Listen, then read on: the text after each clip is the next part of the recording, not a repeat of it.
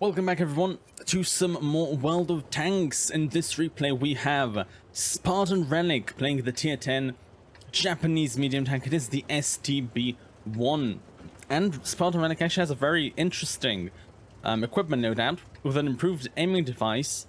Nothing on the second slot, maybe it's a bug though, maybe it's a bug, and the improved mobility suite, tier 3 I believe that was, which is experimental equipment.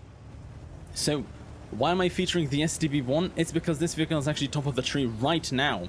So if you want to get this vehicle, currently discounted. The entire tree from tier 1 to tier 10, all vehicles will be discounted. So go and get it right now if you think that this vehicle is worth it. But yeah, Spartan Relic is going to show you exactly why this vehicle is so fearsome, I'd say, inside the world of tanks. It just has very decent statistics all round. It's very decent at everything, or maybe even good at some stuff, like DPM, very nice. It has 3042 DPM, which is amazing for a medium tank, by the way. It's actually incredible, one of the best at tier 10. The pen, you can see, maybe not the best, with the standard rounds, 258. It's not bad, obviously. 258 is pretty nice, but it's not the best. But those heat rounds, 330, I believe, let me just check, yes, 330 heat rounds is always nice, it's always delicious.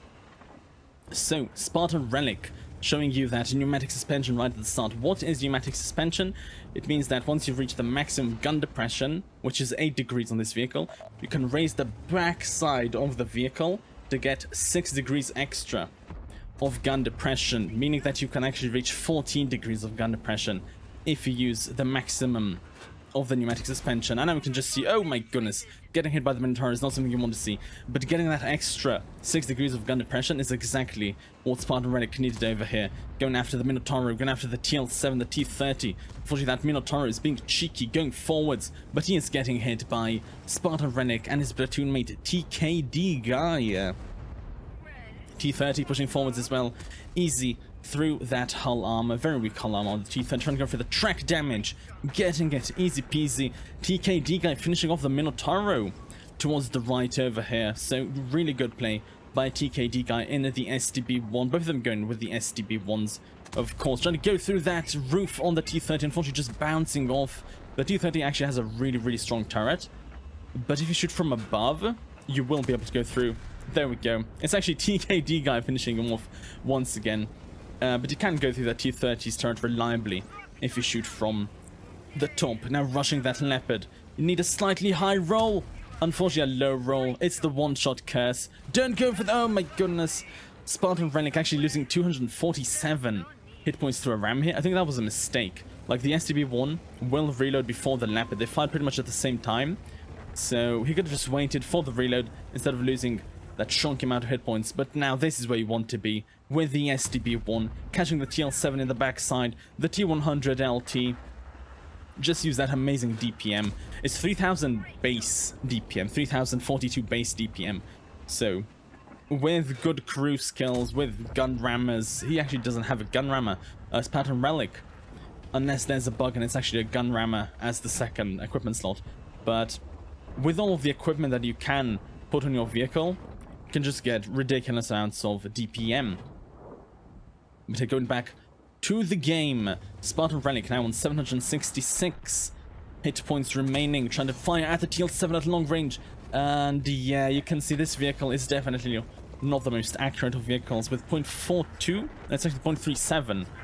Apologies, 0.3 dispersion, 0.37 dispersion on the STB-1 base.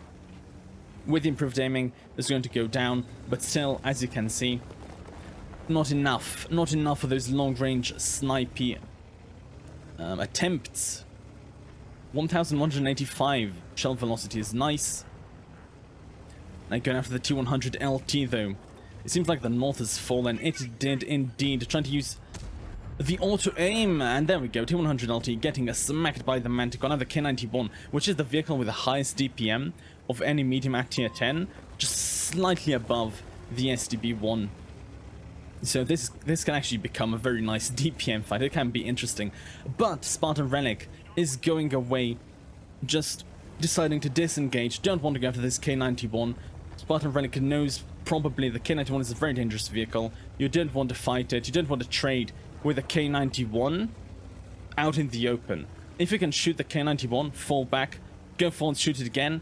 If you have the higher alpha, go for it. If you don't, it's just not going to be good for you. The amazing DPM on the K91 is just ridiculous. It's just ridiculous.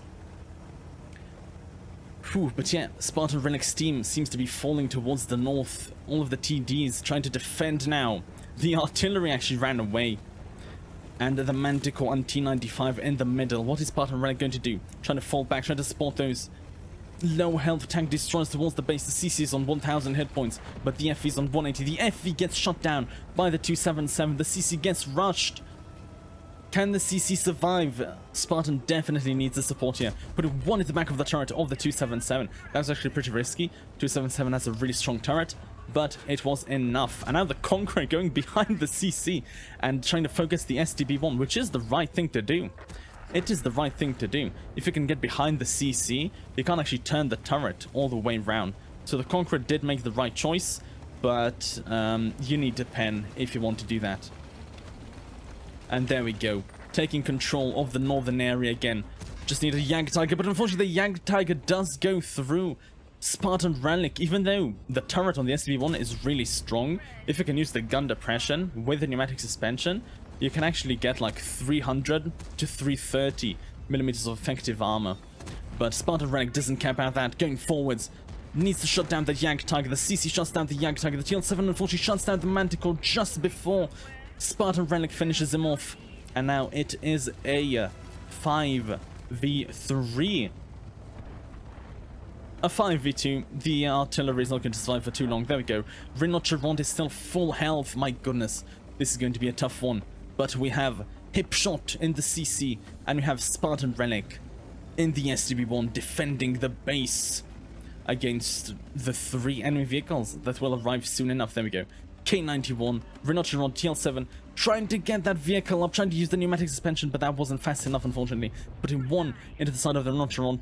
Just going with gold rounds now. Who needs the AP? Just use the gold. You need every single shot to pen. There we go.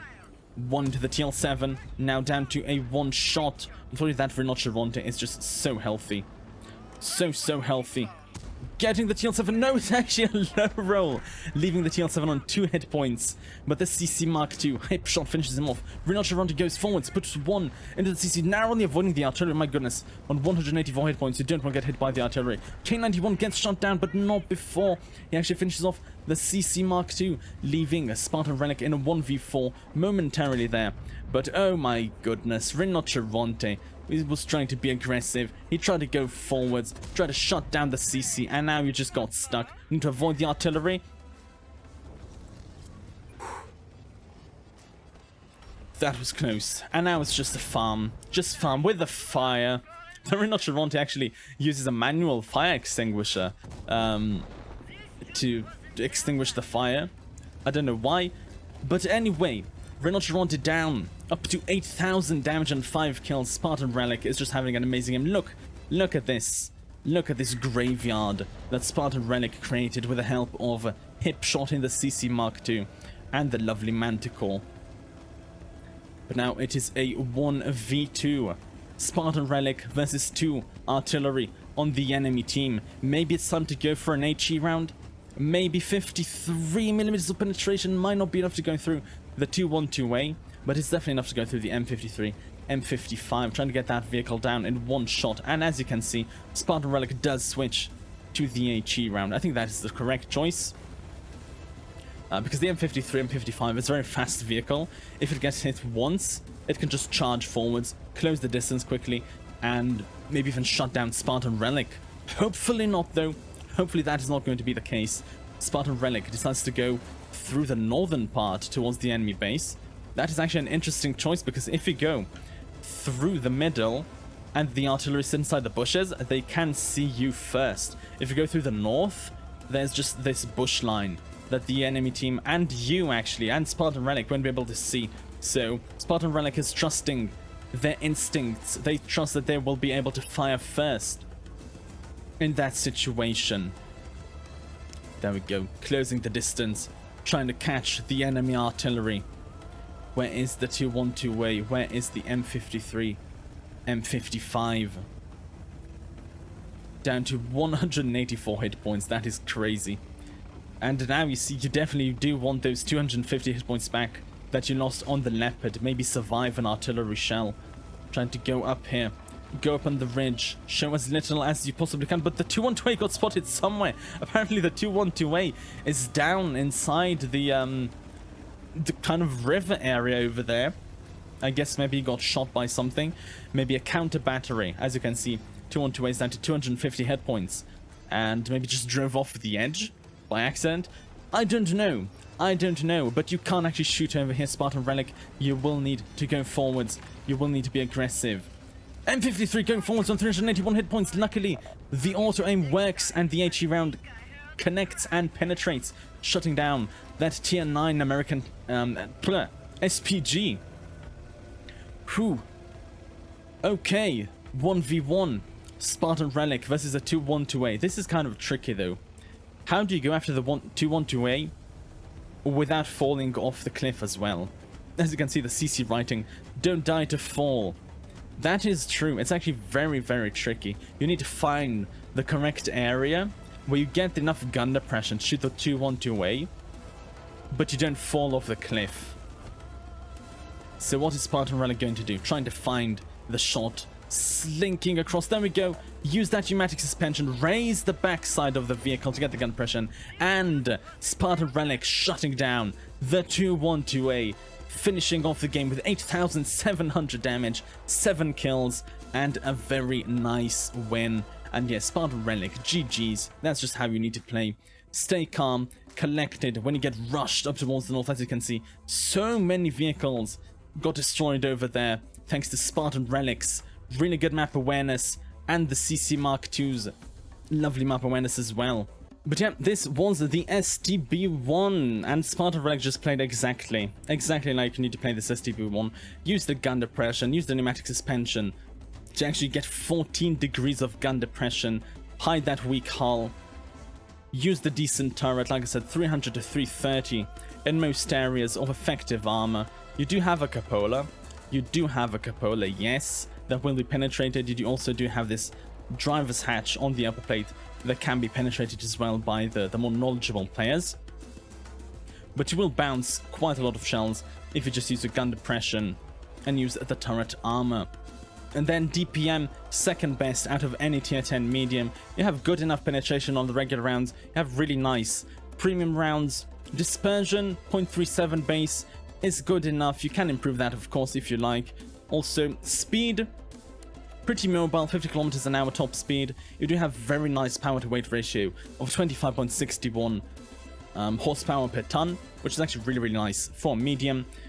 And yeah, 400 meters of view range means you don't need coated optics. You can use the equipment on something else, and that's pretty much it. Go hold down, use your DPM, and just outshoot your opponents. That's exactly what Spartan Relic did, taking kind of that little ridge, that little hill over here on the B2, C2 area, and just shutting down the advance of the enemies towards the base. Shout out to Hipshot in the CC Mark II though, supporting Spartan Relic over there, and those two just held the base together, destroyed everything in their path, and that's how you win. That is just how you win.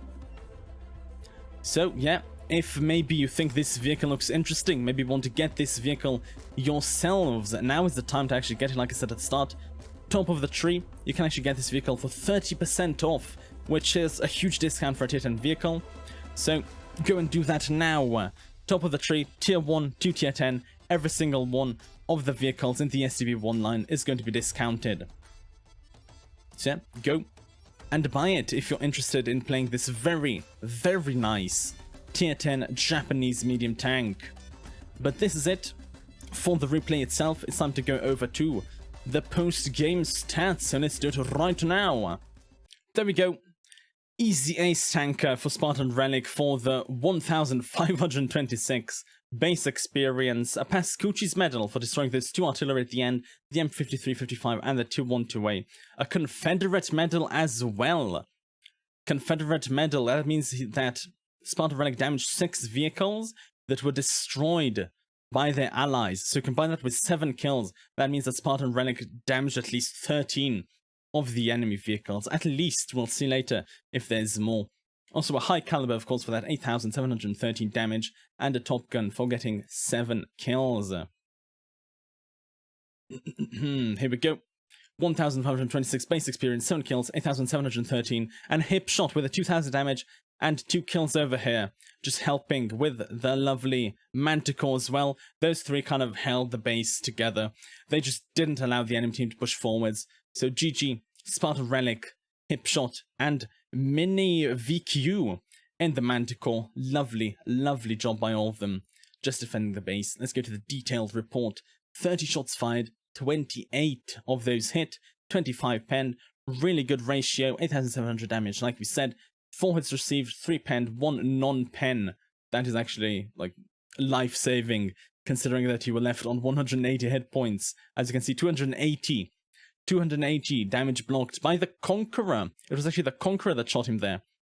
But yeah, as we can see, 14 vehicles damaged. That is all of the enemy team, except for 1 vehicle. So Spartan Relic hit 14 on for the enemy team, 11 defense points, and 5.57 kilometers traveled. Also, a nice profit made, as you can see. Did fire a lot of gold rounds, but did use a lot of regular rounds as well at the start. Switched to gold only when it became a bit dicey towards the base, right where we just needed to get those shots in. So I actually agree with that. I think that you should switch to gold. If the game is close and you need to pen every single shot, switch to gold. I think it's worth it in the long run. So yeah, GG Spartan Relic. Amazing game, making 87,000 credits. Also, nice. Also, check this out. Only had the first field mode researched, only 2 pieces of equipment. Forgot to put the 3rd. So it wasn't a bug, actually. It was just Spartan Relic forgetting to put a 3rd piece of equipment and still getting 8,700 damage and 7 kills. GG Spartan Relic, amazing game. STB-1, amazing vehicle, top of the tree right now, like I said. Go and get it, people. I don't think you'll regret it. This vehicle is absolutely lovely. But yeah, this is it for this video. Hopefully you enjoyed Spartan Relic's amazing game. Hopefully you enjoyed the STB-1. Hopefully you'll go and buy it now. Give it a go yourselves. Who knows, maybe it'll be your next favorite vehicle. It's actually one of my personal favorites. Absolutely love the STB-1. But that's it for this video. Hopefully you enjoyed this one. And hopefully I'll see you all next time. Stay awesome, stay safe, and yeah, ta-tas. Enjoy life, people.